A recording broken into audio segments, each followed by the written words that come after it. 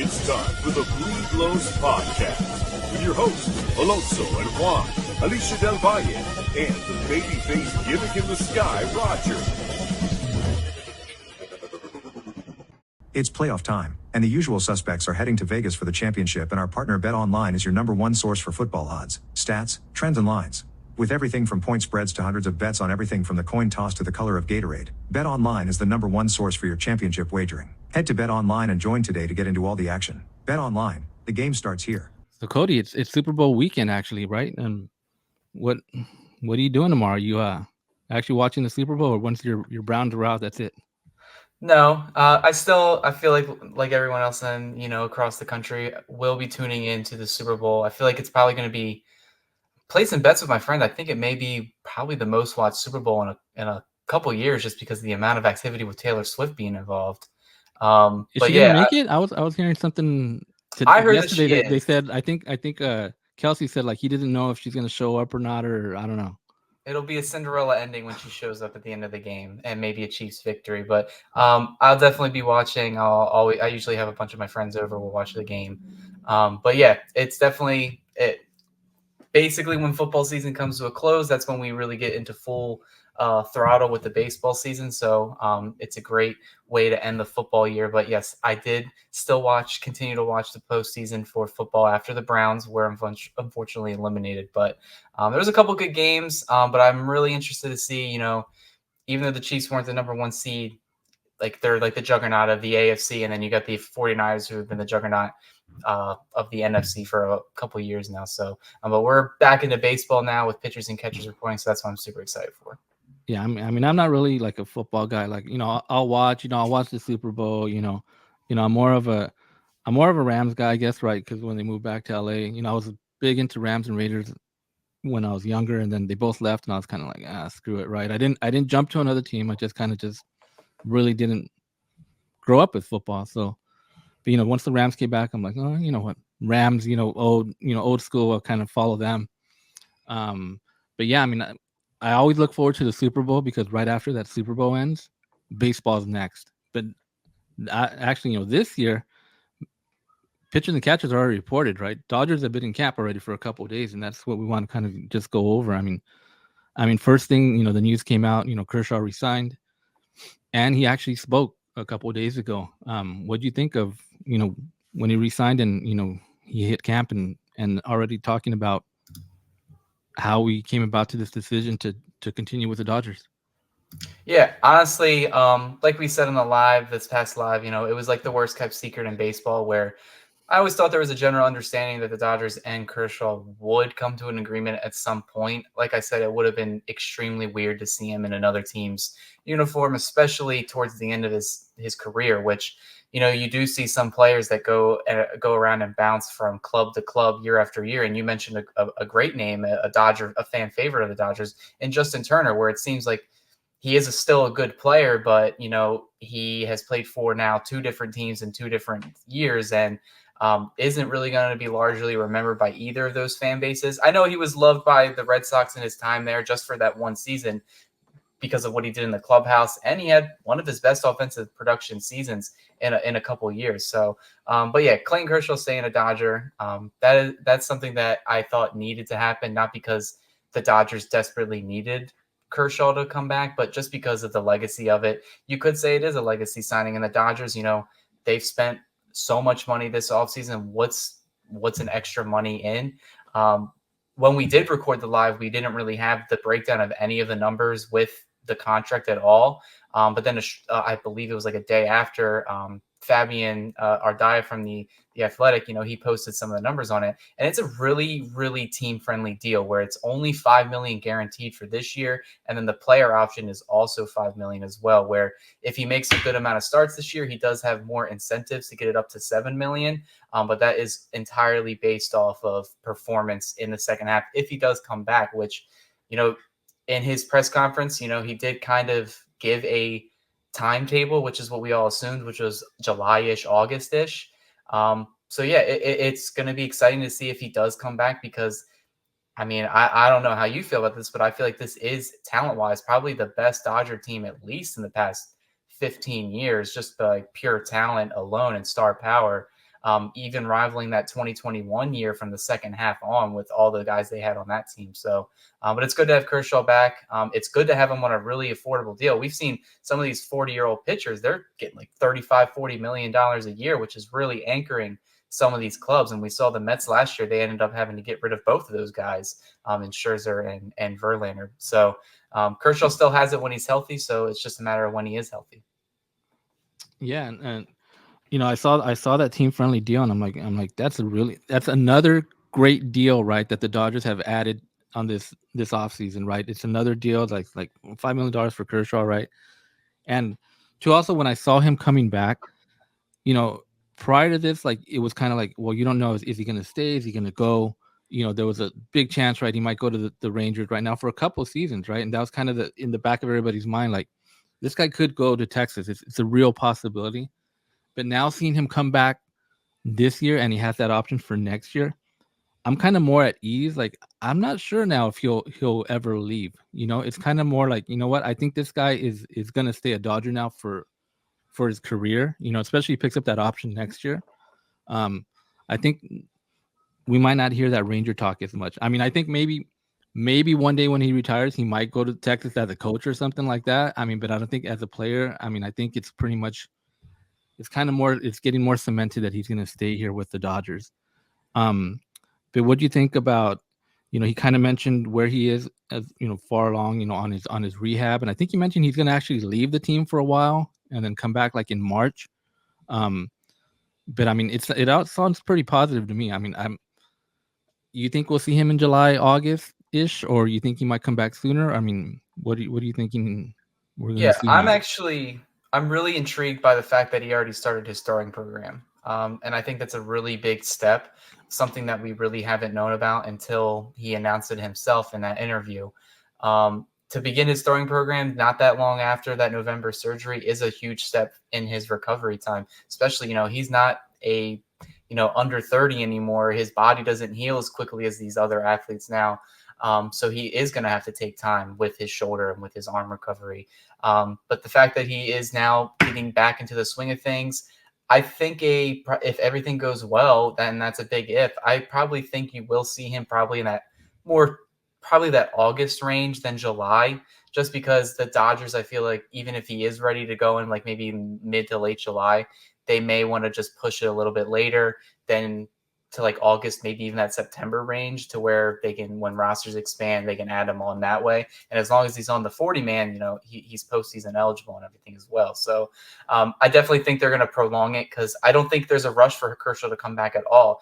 I made the argument, say postseason comes, does this guy even get a start if this entire current rotation that's constructed is healthy? And it's really hard to say. Yes, he is a legend, but he's not guaranteed anything. And I think Kershaw himself is really humble, and I think he knows that. But obviously the Dodgers had a high amount of interest to have him come back, where I feel like he would have just retired if he didn't think he had a role on this team. So I do think he will come back this year. I have been very hesitant to say, hey, he may not come back this year at all. Maybe it's just wishful thinking in his part where he wants to play this year. And I also agree with you as well. I feel like this was the last year. I feel like the Rangers conspiracies are going to continue to go, just because I feel like, honestly, if you had to bet on it, I would say next year, if he picks up that player option, will probably be his last year. And depending on how things play out this year could be his last year. I feel like Kershaw would be one of those guys that would rather just go out on top.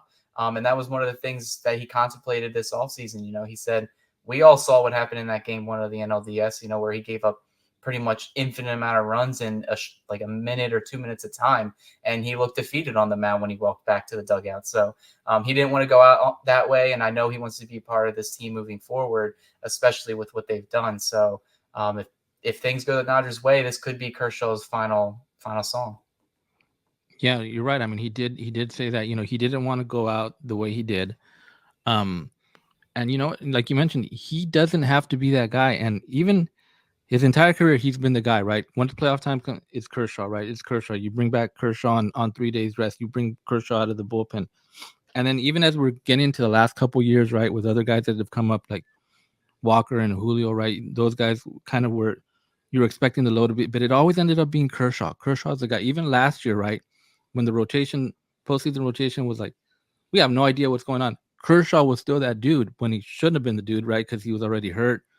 And now I think that pressure is off, right? Like, he doesn't have to be that dude. Like you mentioned, he might not even be like a starter in that rotation come postseason time. So I think that is going to be something very helpful to Kershaw, to finish off this season. And and if they do end up winning a World Series, I mean, what better way for him to like sail off into the sunset, as they say, right? So, I mean, we'll see. I mean, it's great to have Kershaw back, and like we mentioned, I think this will finally put, kind of settle or calm down those talks of like, oh, he might end up in Texas. So, but we've had other stuff going on, as pitchers and catchers have reported. I mean, the media frenzy. I don't know if you've seen those pictures, the videos. I mean, it's crazy. Otani spoke yesterday, right? I believe.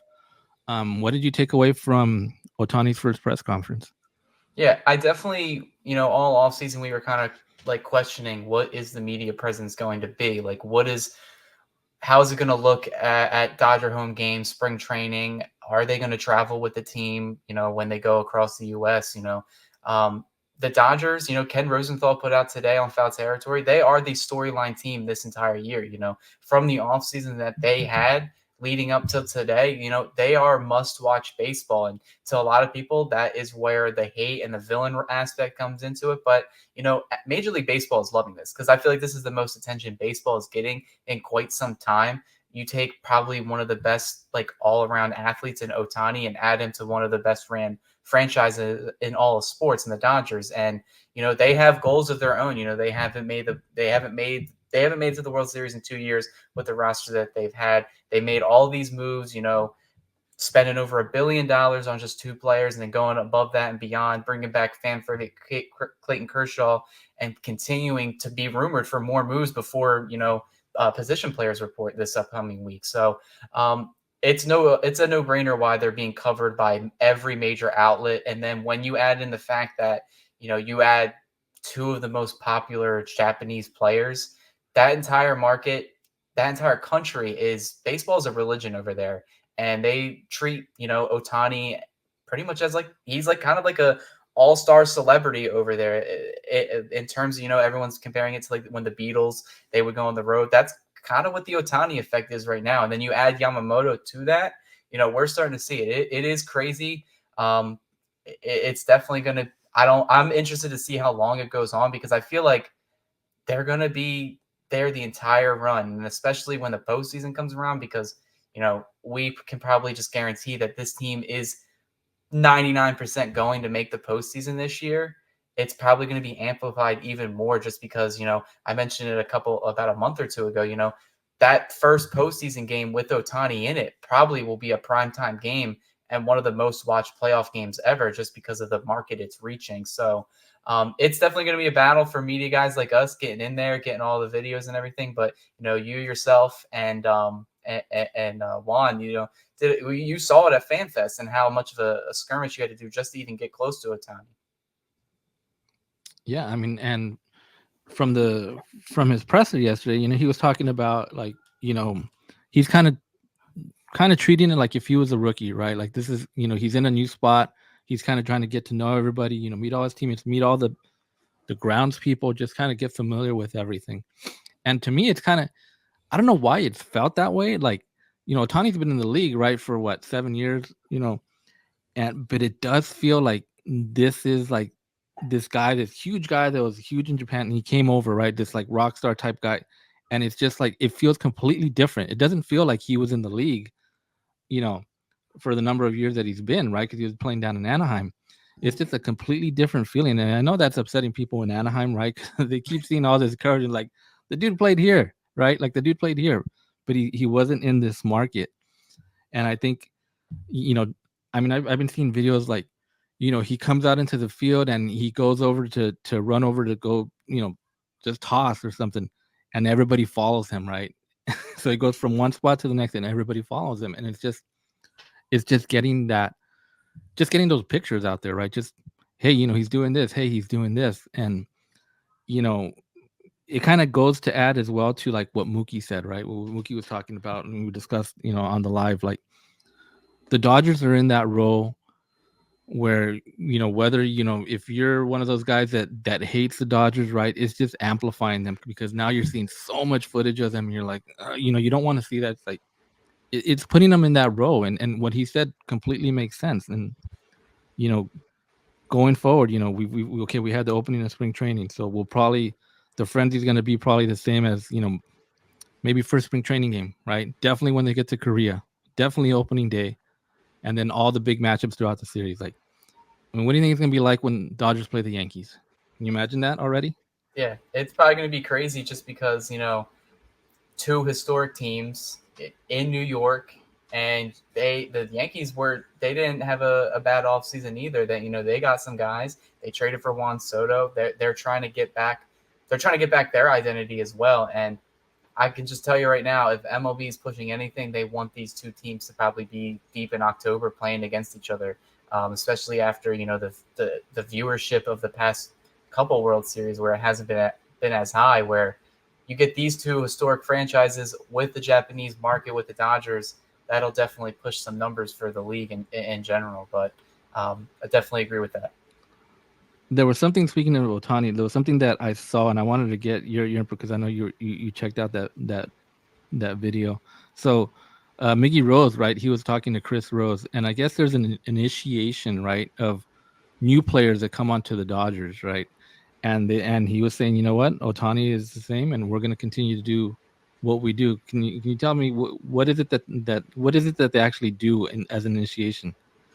Yeah, so they have them. It's great. If no one's listened to the Chris Rose rotation, he has a lot of Dodger players now with Tyler Glasnow as well and Miguel Rojas. So yeah, they have some sort of thing on the team bus, where they're trying to shoot around stories, and if you can't shoot around that story, I think they make you like ride the entire bus ride in the bathroom or something like that. So like they were sitting on the that, toilet or something like that, right? Yeah. So they said they're going to get a story out of Otani. So. And I think it's great because especially with a team like the Dodgers and the offseason that they've had, there's a lot of new faces on this team. There's still some familiarity. There's still some guys that have been here for a good amount of years. But what's a common theme we've seen probably the past 3 off seasons? A lot of faces come in and a lot of faces are leaving as well.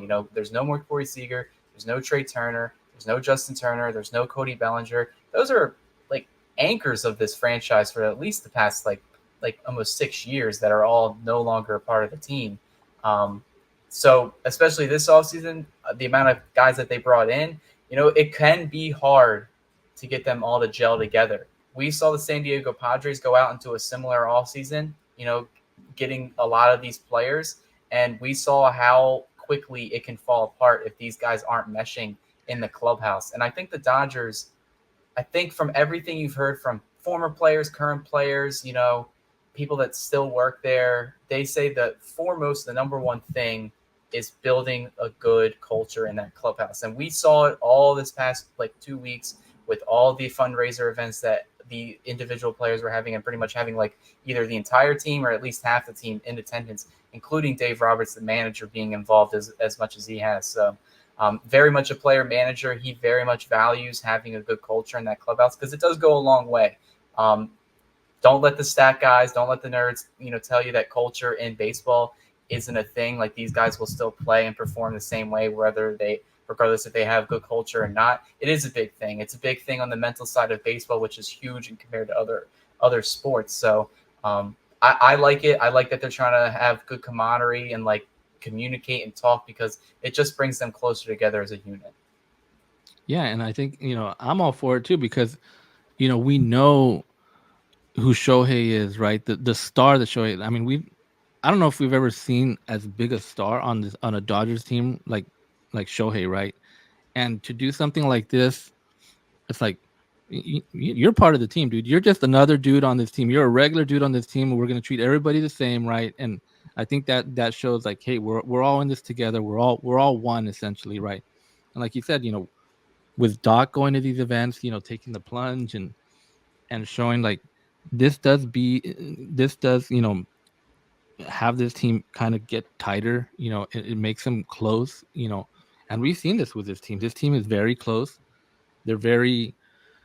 It seems like they do weekly dinners or when they go out on trips, they're always doing dinners. They're always around each other. There's a good chemistry between this group.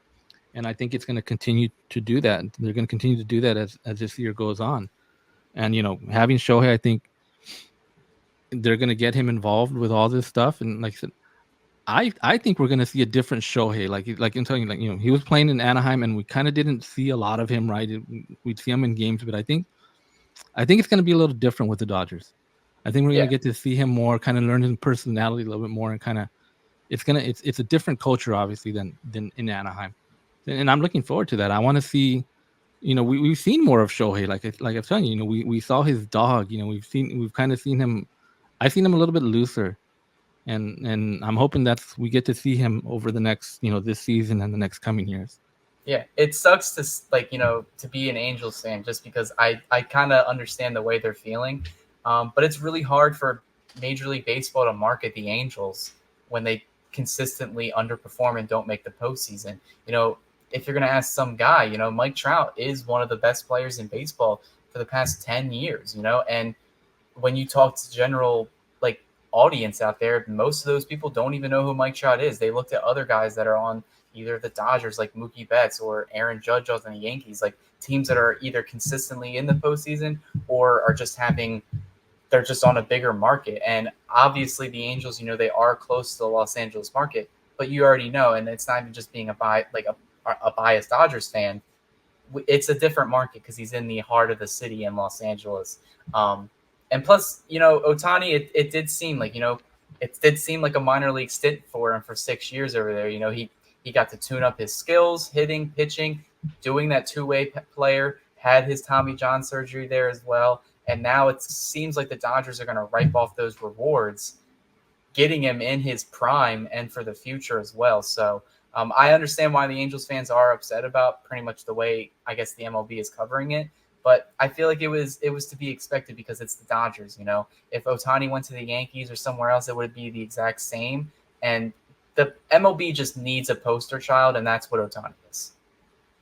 Yeah, I mean, it would have been interesting. I think, what if he would have did gone to the Blue Jays, right? I mean, would we have seen the same type of media frenzy? I mean, I don't know. I mean, but I don't know if you also saw this too, but Doc, he did kind of designate a spokesman for Shohei.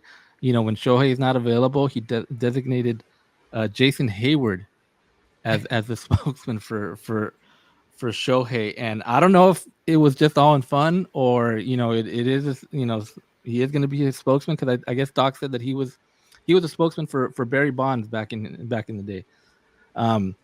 But today, apparently the media took that seriously, and there was 12, 13, 14 media members that actually went after J-Hay to get some information on Shohei. What did you think about that? Yeah, first thing, for anyone that's ever been in the clubhouse and the media or seen Jason Hayward up close, this dude is built. He is tall. He is all-around athlete. Very intimidating if you before he talks. So maybe it was a Dave Roberts ploy to try to get maybe these media guys not asking 100 Shohei Ohtani questions to Hayward specifically. But yeah, I don't know if it was more of a joke. Just Dave Roberts has that type of personality where he does like to mess around and label things from time and again. But yeah, it's the same thing we talked about on the live before, where we had Chris Taylor as a player. He kept getting asked. He had that quote saying, I feel like I've been asked more about Shohei Ohtani than myself this offseason. And it kind of came off of is this going to be a common theme that we see throughout the Dodgers clubhouse? It seems like whenever the media gets access to any player that's not Shohei Ohtani, the first instinct and the first question that comes in their head is to ask them about Shohei Ohtani. And I think we're going to still see that for the beginning of of spring training. But I think as time goes on, I think some of these players are going to start standing up like Jason Hayward did today, where a lot of the media did take it seriously, and they were starting to ask Jason Hayward questions about Ohtani, and he kind of shut it down right away. We're saying basically the best person to answer questions about Ohtani is Ohtani himself. So they kind of coincidentally, they also interviewed Walker Buehler immediately after, kind of sharing the same sentiment, where they were asking him Ohtani questions. They were asking how he felt with the media presence, and he kind of had a very optimistic view, saying that this is extremely great for baseball, that it feels like every game is like a football Sunday, which I mean, if you see the coverage of the NFL across the U.S., you would know what he means. It's blasted everywhere on Sunday. The media access, the media presence, all that, questions of players, and he applauds that. He thinks that baseball needs more of that. So it's definitely a personality thing for players. Some players are very open. They want to talk, but then some players are more laid back and conservative, where they don't really want a lot of their personal time taken up by the media. So it's going to be a huge storyline to watch throughout spring training and the regular season. Yeah, and I was looking up at that tweet right now that you mentioned Walker Buehler, right? Saying it's like football. It is great for the game of baseball, right? I mean, because baseball, we've seen people always say, oh, baseball is dying, right? And we see numbers, right? Sometimes the World Series numbers, right? The World Series numbers were not great, right? But if you're a Dodger fan, we're loving this, right? We're loving the coverage. We're loving seeing the team, out there. But I get it too, right? You're a New York Yankees fan, you're a Phillies fan, you're a Diamondback fan. They're probably like, come on, man, I'm tired of seeing this, right? Like, I mean, you're in Philadelphia, right? Some of your friends are. How are they feeling? Are they seeing all this Dodgers coverage, and are they kind of like, you know what, I'm over that. Like, I'm done with that. Yeah, no, I feel like it's depending on the fan, because most of the people around here in the Philly, Delaware area, they don't really mind Shohei Ohtani, because they get an equal amount of. Baseball is very regional, and it's very amplified if you're on the West Coast, because the Dodgers are on the West Coast. But here on the East Coast, the big teams are the Phillies, the Yankees, even the Mets. They're always in the headlines over here. So, but yeah, obviously, if you're a baseball fan, there's going to be an Ohtani story every day. There's going to be coverage of the Dodgers just because of what they've done this offseason.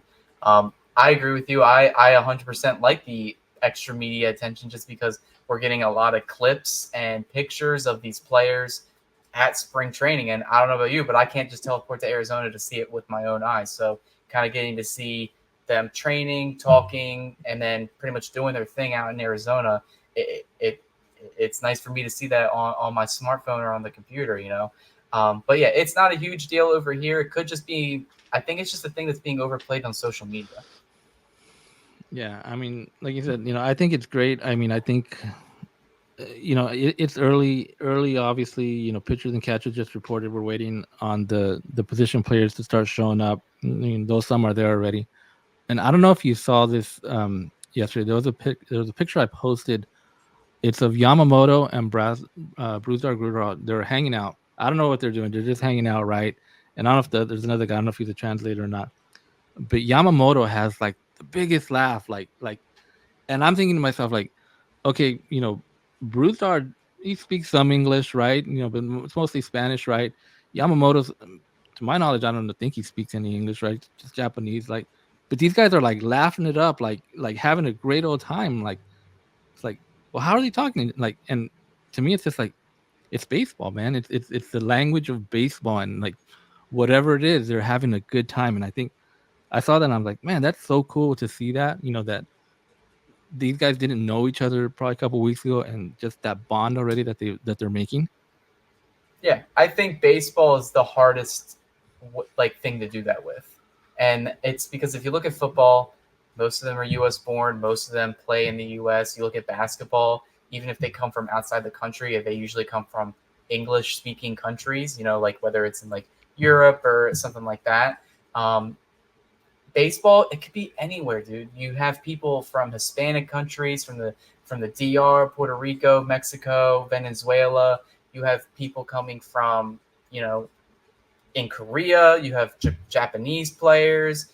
You have the U.S.-born players. We have some Canadian players that come over here. And then now baseball's starting to push its way to the European side of things as well, where I would say maybe 10, 15 years down the line, we may start seeing some players come from there as well. So baseball is the melting pot sport. They're bringing cultures and languages from all over the world. And especially when you're on the major league rosters, it could be hard for a players to communicate when they don't speak the same language. And the fact that baseball is their language, and then they're communicating that way with the same goal in mind, that they're probably giving each other tips and pointers, and they can understand just by the grip of the baseball and saying, oh, hey, hand motions. And then obviously they have translators, and throughout the season, I feel like the Dodgers are going to have to start taking some Japanese classes at this point, just because of the media presence and the players that they've added. But yeah, it's an awesome thing to see. If no one's seen the photos, be sure to check out on the Dodgers Beat social media pages. It's definitely something that shows the bright side of our sport. Yeah, and I remember we saw this too, a couple years back with Hyunjin Ryu and Yasiel Puig, right? Those two had like a connection, right? Like those two were always around. They were always together. They were always laughing. They show a shot, in the dugout, and they were like arm in arm, and like they just having a good old time. And I mean, I don't know if they were communicating in an actual like speaking language, or they were just talking like baseball and showing signs or whatever, right? But they had that communication. They had that relationship. And speaking of Puig, I don't know if you saw this as well. So the Caribbean season World Series just wrapped up. Basically, what that is takes all the Winter League teams, the champion from the different countries that are involved with that, and they all go and they play in the Caribbean series. And this year was actually in Miami. And Team Venezuela, which the team that Puig was playing on, actually won. They won their championship in their league, and then they went to this series and they ended up winning that as well. So he won 2 championships this off season. I mean, but that team was pretty stacked. I mean, they had earlier in the season they had Tatis Jr., they had Puig, but now and I'd posted this too earlier too, like I think Puig had a really good winter season there, and I think a team should take a shot on him. I know there's still a lot of baggage about it, but I don't know. There was some kind of negative reports of him about a fight that he was completely had nothing to do with, and everybody was kind of blame him. I think he's one of those guys that just gets that bad, and I'd like to see him back in MLB. I think he deserves another shot. Yeah, I 100% agree with that. I hope he gets another opportunity. I saw some of the highlights from that team in Venezuela, and he was a big part of that. And obviously it's not total major league pitching, but there's a lot of major league and minor league guys on these teams, and he showed that he still can play here. I believe he hit a home run in Miami in one of those games. Yeah, it was a bomb. Yeah, Major League Stadium still shows the power, still has a magnificent arm.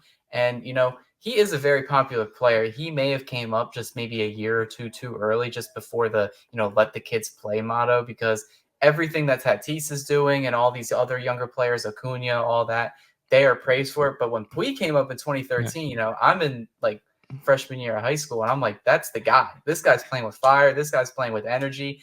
He honestly, if you watch that 2013 year, the Dodgers went a complete 180 when he got the call up, and he was a big reason why. So obviously, 2018, they couldn't finish the World Series in 17 and 18, and then he ends up getting traded the next year, which is just the business side of baseball. But I feel like if you look at some of the other players out throughout the league, he should get a shot, at least a minor league invitation. I don't understand why that's not in the cards. Yeah, like I said, it has a lot to do with there's some legal stuff still that he's dealing with. So, we'll see. But I think as the player on the field, I think he deserves probably another shot. As we've talked with other stuff, Bauer and stuff, like there's two sides to it, obviously, right? There's what you can do on the field and what happens off the field, and that may be something that might keep him off the field. So we'll see. But we wish him the best, and see what goes on with him. But I think that's going to do it, Cody. I mean, I think we've covered kind of what we wanted to go over in this episode. Is there anything else that we missed? No, honestly, there's going to be a lot of news coming out throughout camp. Position players will be reporting next week as well. And we're going to try to keep pumping out as much content as we can, whether it's on the Dodgers Beat website itself, whether Steve and I are writing our articles, and then the Bleed Lows channel as well. We're getting really close to 3,000 subscribers. We definitely want to continue growing the page. And, this is going to be a huge Dodgers season. There's a lot of stuff that happened in the offseason, the stuff that they've done, and they're going to be watching this spring training. And once everything starts going full throttle here, it's going to be really exciting, and I'm pumped for it. Yeah, so same here. I think it's going to be definitely an exciting season. I mean, I don't know what to expect this season. I think it's going to be, something it's going to be kind of surprising all the way through. So, but I'm looking forward to it. But, like we said, that will do it for this episode. We'll catch you on the next one. Thanks for joining us. Myself, Roger, and Cody. Thanks for spending some time with us here today. And we'll see you on the next one. This episode has been brought to you by Bet Online, where the game starts.